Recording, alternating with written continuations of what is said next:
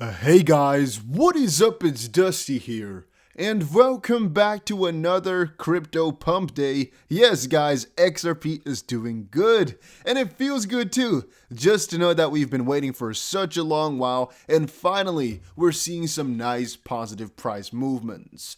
Now by the time you're watching, which might be in an hour and a half, something like that, things might have changed a little bit, might have been more negative, but in the end of things, it doesn't really matter, as XRP has finally proven to not be dead. Anybody who said, XRP is the only coin that didn't pump, blah, blah, blah, blah, blah, all thrown into the corner. They have no privilege to speak anymore because XRP has finally done it, and I am excited.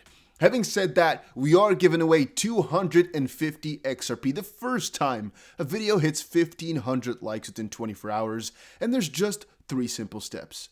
Make sure you press the like button, make sure you are subscribed, and make sure you comment something down below. That is it. Michael Arrington just tweeted out, there is zero risk for Coinbase and others to now relist XRP. This is a reply to CoinDesk, who said, the magistrate judge in the SEC's case against Ripple has made comments that should have left the blockchain firm feeling pretty good, says an observing lawyer.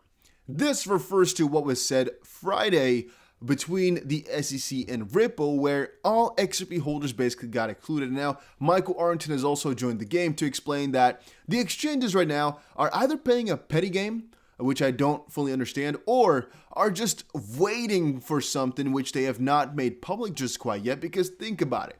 Yesterday, or last night I should say, we made a video talking about the risks for exchanges, yet if they really found the necessity to only prioritize risk, not prioritize customer service, just really think of risk aversely, they would have at least left a statement going around saying, we would like to relist XRP, but we have to check with the SEC first. And then maybe tag the SEC or something like that. It would get them so much publicity in such a positive sense. And it also shows that they want, but that the SEC is just not giving them clarity. Right now, they're all being quiet. And the one I'm hurt from the most is the Kraken founder, who earlier said there is a very, I don't know the exact words anymore. I also tweeted it out, but it's very far down. There's a very big risk, asymmetric risk for exchanges, basically, to have XRP still traded on there. However, that tweet came from a couple of weeks ago. Right now, we got some clarifications from the SEC. And I also think if they were to get XRP back on there, they're going to have every ground to stand upon, as the SEC has now publicly stated before that XRP's status as a security has not been decided. People couldn't have known in hindsight, and there's nothing really for XRP holders except for Ripple and its executives. So as long as they block Ripple executives from transacting, I would say they're quite good. Could they file a letter first and then react then? Yeah, they could. But the question, in my opinion, is why have they not let go of something publicly just quite yet? Why not just say, we'll look into it, or we want the SEC to state that it's okay, or we want this, we want that? It kind of looks like they're just waiting now for something, or just staying with their initial verdict of keeping XRP delisted out of some reason we do not yet know. Like, we don't even know if they have filed with the SEC for a no action letter. We don't know. They're not saying anything, which I think is almost as bad as just, let's not even say what I wanted to say. Let's keep it at like this for right now. A little side note, go check out GXX, everybody. There's just a couple days of sale left. It is the world's first gold-backed crypto and gold-backed crypto and growth coin. I'm just saying, go check it out. Right now, it's 10 cents a coin, plus a 5% bonus, plus a 5% bonus for using my link. And I'm hoping, guys, to really get a 25 to 50 times return on my investment. Sounds crazy, but I'm hoping. All right, and that's what I'm hoping for, purely because it's the first of its kind. I would also be happy with a times 10 though, not gonna lie. And even if we lose our money, I think the risk to reward is worth it for me. And then also, if you're wondering what I've been trading on, it is Prime XBT for all my long and short positions. Every time I talk about trading Bitcoin, that's the place I'm on. If you're in the US or whole America, use a freaking VPN, all right? A lot of these places you cannot trade because the US is very strict, but just use a VPN. It's not that hard. Bitcoin Triangle, bulls in control. Well, I think actually that almost every analyst I've seen in the last couple of hours here has been extremely bullish on Bitcoin. except, again, for a couple interesting scenarios here, but let's quickly go over these ones because I thought they were quite interesting. The whole talk here, not quite necessary. The question is Bitcoin triangle, bulls in control. Well, I think it's rather interesting to just take a look at what's happening right here, right? The bulls do seem to be in control, and the general consensus, the conclusion basically, you could draw this line a little bit further even, I think it would perfectly fit, is that things are looking very cheerfully. It's just looking very beautiful, and I kind of wish I made this chart myself because, man, does this look juicy. As of this point, it did look like a fake out, or basically did look like a reverse back here about the halfway through March. However, as time has gone on, things really look to be building upwards as we are making higher lows and higher highs. So things are looking very juicy. This one here basically explains that at one point or another, we can correct basically or go the other way around as we are basically breaking this line, right? You're seeing the trend line, the support line basically. At one point or another, we're going to break that is his idea because we've already hinted a breach here onto our earlier support. We've already hinted there, which is a breach of the line now, and he's expecting it to breach any one of these days. Keep in mind, these are not the same lines, by the way. However, they are kind of similar in idea. And yeah, that's all he's basically saying. Was he right in hindsight? Well, you could say so, I guess. Yeah, so that's pretty nice. That's also kind of funny. Sometimes you can watch these guys and just see if they were right, because now there's a couple of hours that have already passed, or even a couple of days. He was right. We did break below it, and there was an easy trade to have been made. All right, let's keep this guy in the back of our head, the signalist, because he was right once. So we'll keep in the back of our head because at least he has one good prediction. It also got 500 likes. Let's quickly see what he wrote then, because this guy was right. Let's see. This guy was from yesterday. Let's see how this one went on. Okay, no, this is still valid, though. The analysis is still valid. This one, let's see. As per my last video analysis attached below, we are still waiting for Bitcoin to reject/break the 60K and then act accordingly. Let me know about the down below, by the way. Do you actually trade crypto or you just buy? Let me know. Here are two possible scenarios as my trading plan. Scenario 1, Bitcoin rejects the 60K and trades lower. In this case, we will be looking for buy setups as it approaches the orange trend lines. That's right around this area. For this scenario to be confirmed/valid, we need an H1 candle close below the last swing low of about 58K. $58,000 is right around, that's this line, which we did get, so I would say that's valid as well. Scenario 2, Bitcoin breaks the 60K barrier in this case, but that's not what happened. So, I mean, it didn't really matter too much because it didn't happen. His scenario number 1 played out. Let's quickly see, he made a new comment a little bit later. Trendline following setup, daily support. Okay, so he's basically itching for another purchase at the bottom right here, somewhere around $53,000 or so. That's pretty low, to be honest. However, that is his correction assumption, basically, that the trend has shifted. What do you guys think? I personally think we're still looking kind of good from a daily perspective. However, I can see both sides. Maybe this was the correction, or maybe this was the reverse of everything. It could also be, right? We'll see, I guess, tomorrow. Or as this candle goes on a little bit and goes heavier, we'll see it in a couple of hours, potentially. Maybe we're going to see a huge downward shift and it will actually close below. Then I would say the whole analysis has been cut off. And then the last one here, this is from March 21st as well. He said, hello, since last week, Bitcoin price fluctuations are choppy as can be, sliding up and down like crazy, shaking weak hands out of the market. Personally, I use level of 51K as first sign of bearish overtake. Until that level is holding, I continue to hold BTC position. If BTC will continue to grow, it will mean alts versus Bitcoin will take another dip, buy opportunity, and give good profits after a few weeks. Let's quickly see what happened right here. So, I would say he wasn't really wrong, wasn't really right. It's kind of a nothing scenario as we can still wait for a couple of days or at least hours, as this is an hourly, to see if we'll hit either bottom or top. You can kind of say we've hit the bottom here. We're still trading within his channel though, so that is also valid as of this point. He's saying bearish if we fall below $51,000. Does that follow any of these ideas? Debatably. This is also bearish if we fall below 51 point something, so it's a little bit higher. In this case here, it's actually a little bit earlier. No, it's a little bit later.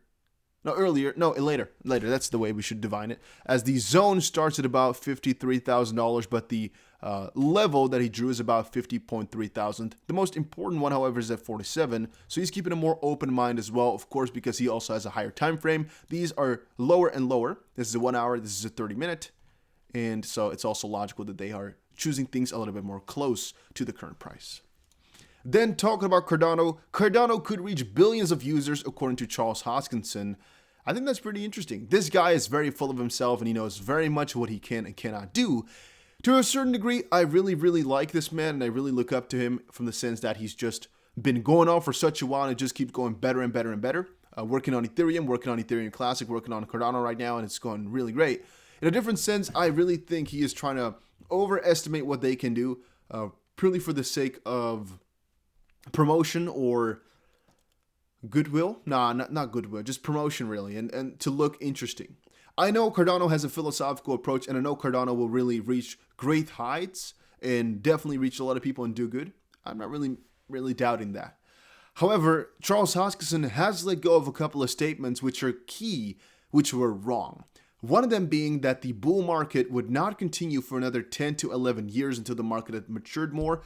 He said that the 2017 run, we're talking about somewhere in 2018, I think. I just remember it really well. He deleted the tweet since, I believe.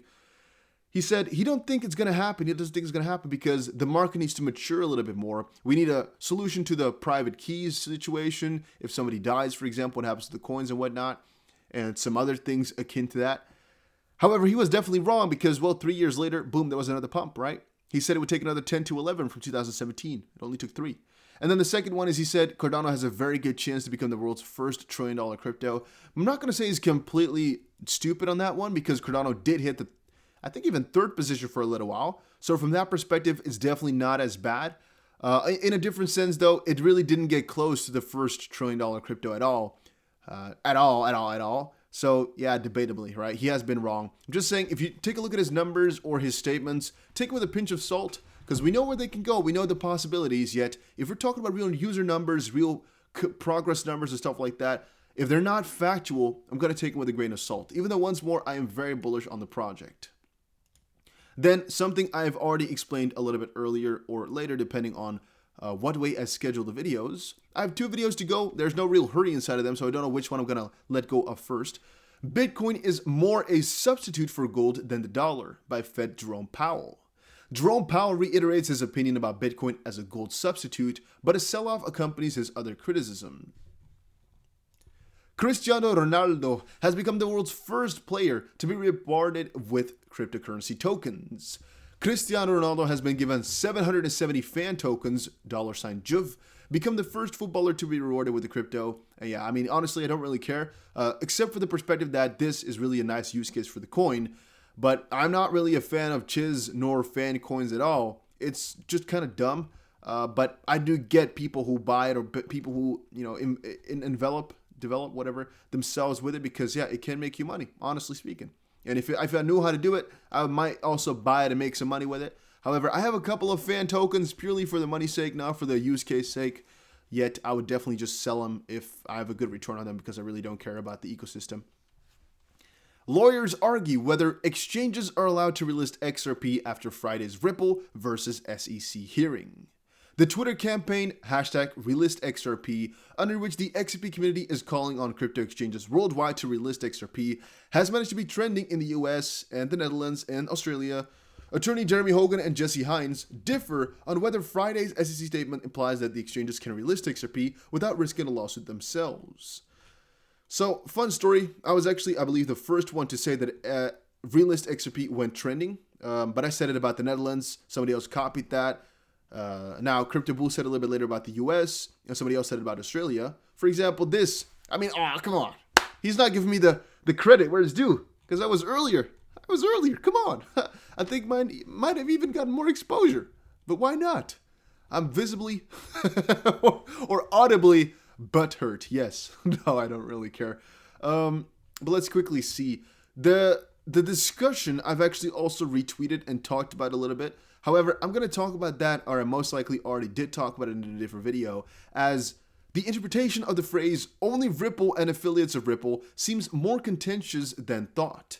Via Twitter a few hours ago, Jeremy Hogan reiterated his position, explaining that the term affiliate is defined in Rule 405 of the Securities Act of 1933. According, it is a person or entity that is directly or indirectly through one or more intermediaries is controlled by or is in common control with. Hogan concluded, "Tell me, Coinbase, does Ripple control you?" However, another popular attorney in the XRP community, Jesse Hines, interjected that it could be argued that an exchange is a dealer and thus not exempt from Section 5. Hogan had an answer to this one as well, saying, even if they are considered a broker-dealer, the SEC already put on the record in response to Deaton's motion that there has been no legal determination of XRP status, so the exchanges behind are covered either way now. P.S. Hi, Jesse. Have a great week. However, this keeps getting juicier.